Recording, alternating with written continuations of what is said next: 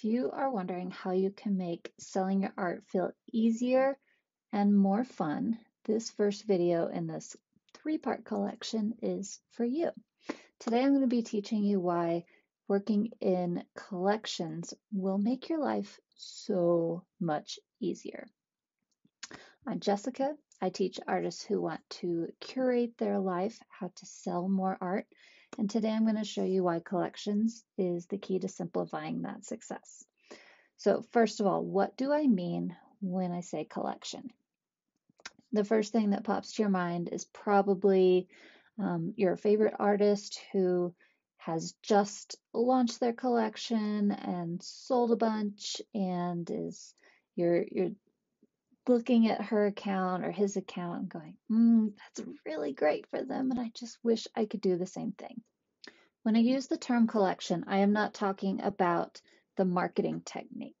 I am not saying that you should go create a body of work and tease it and then do a big release and say, oh, no, you can't have it anymore. It's not for sale anymore. And that's not what we're talking about here. What I am talking about is pulling back that idea and getting more to the beginning of it. What was the initial purpose of creating that collection? Usually there is a concept behind it.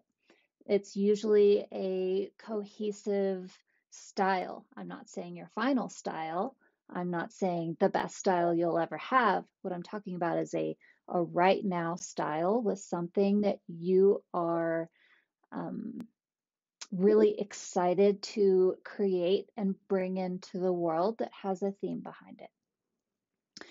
Usually in my mind, when I am teaching this to my clients, I say have either one size or three sizes. Choose usually one type of medium is the word I was looking for. So the more that you can simplify that, the easier it is to price it, the easier it is to ship it, the easier it is to talk about what you have for sale. So not only are we improving our ability to make better art by focusing on one thing for, I like to say, 3 months. It's almost like the 100-day project that I know a lot of you participate in. If you did one piece of art every day for 100 days, how much better are you at the end of that? Not saying you need to have 100 pieces for a collection. Maybe you make one a week or so. But by really focusing in on that one thing, it makes it also easier to talk about and easier to find people who want to buy it, easier to market it, easier to sell it. So that is what I mean by a collection. Okay, so when you are thinking about your ideal art buyer, the way that I teach this is to pick your ideal art buyers based on your values. So that is it's still a little bit of a bigger concept. However, when you work in collections for 3 months at a time, you can even narrow that down even further. So let's say I need a piece of art. Let's say this is the style of what you are creating right now. Think about on Netflix when you are previewing what type of show you want to watch. Netflix has one ideal customer, people who love to chill, veg out, and watch an entire series in a week, and they like to binge, and they like quality entertainment, which is why they make all of their own shows. That is their big overarching ideal art buyer. But within each show, they have 3 words on each preview So it might be witty, teenage, and drama. So that tells you really right off the bat if that is something that you're going to be interested in. So when you have this big overarching view of who's going to be interested in your art, who shares your values, who are you going to want to talk to, who are you going to want to spend time building those relationships with, who's going to connect with what you have to say, and you get even further into every piece has a rainbow in it. It's family oriented and childlike. So just by narrowing that down even a little bit further, that helps you be able to go out and look for people who might want to do collaborations around those types of themes, or audiences that will be full of people who would relate to the art that you have to sell right now. It also makes it easier to talk about. What do you think about rainbows? Why is your family important to you? Why have you chosen this childlike style instead of, say, trying to be very realistic? You can really get down into the nitty-gritty stuff that makes it more interesting, as opposed to these big, wide ideas that are less interesting, to be perfectly honest. So the more specific that you can get, the more stories you can tell about why you are so into rainbows, and how you choose your color schemes for those rainbows, and the time that you spent with your daughter exploring the woods, and all of these types of stories that relate back to the series, as opposed to these broader concepts. So depending on your style journey, it might be that your collections just tweak from quarter to quarter. When I say quarter, I mean 3-month chunks. So from quarter to quarter, you might not show the rainbows. It might just be more about quiet time with your family, and the childlike viewpoint of quiet time. So you can really tweak your concepts and explore whatever it is that's going on in your mind and in your life at that point in time.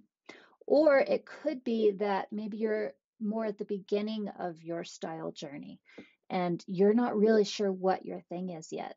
So maybe one day or one collection you are doing trees, another you're doing unicorns. I'm stuck on the kid theme, sorry. And when you have this overarching ideal art buyer, you can pull out similar values to go with each of those collections, even though they're about different things. They're still going to, it's not like you're just switching from thing to thing to thing. There's still this overarching theme to it.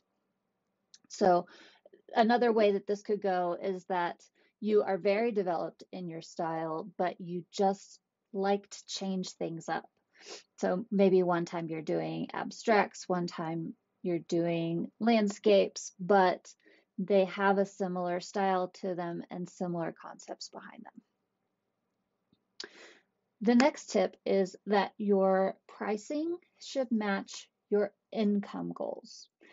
This is also easier to do in a collection. So you can say, I am going to have 20 pieces of art, and I want to make,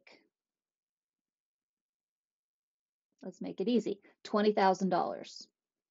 So instead of saying, okay, well, I think people will pay, you are going to price it so that you can actually meet your goals.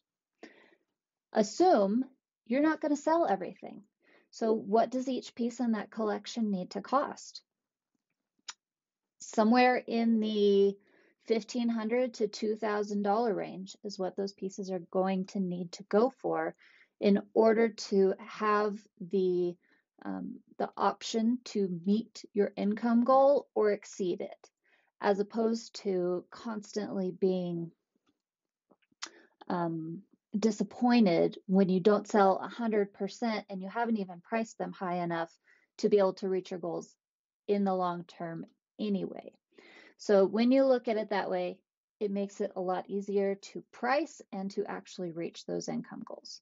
So if you're saying, Jessica, I can't sell a painting for $1,500 or $2,000, I've never done that before, there are a couple of different tips and tricks for you to use. One, you can have a bigger collection. Two, in order to make yourself, to kind of trick yourself into feeling like they're more valuable, you can go for a larger size. They can be, you can make sure everyone has a frame. Just think about what would, in your mind, add more value to a piece of art. The other thing you can do is, instead of jumping from, let's say last year you made $10,000 and jumping to 20,000 in a quarter might be a bit of a stretch. Now, that's not to say you can't do it, but if that creates a block for you where you are not able to get past that and you're like, I can't do this, and you're just sabotaging yourself all the time, maybe you want to lower that first quarter and make the last quarter's goal higher. Maybe you want to change your yearly goal. So it's part mindset, part thinking about how you can tweak that collection to make you feel like it's worth more, and also part strategy. Do I start off with this big number, or maybe every collection you can increase the price by 10%, 20%, 30%, making these little adjustments as you go and easing yourself into it. There's lots of options here. Okay, so now I would love to hear from you.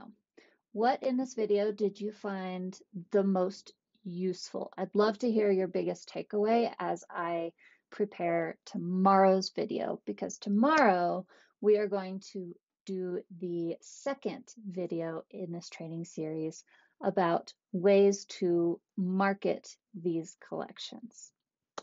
I will see you then. Don't forget to let me know what was your favorite thing about this video.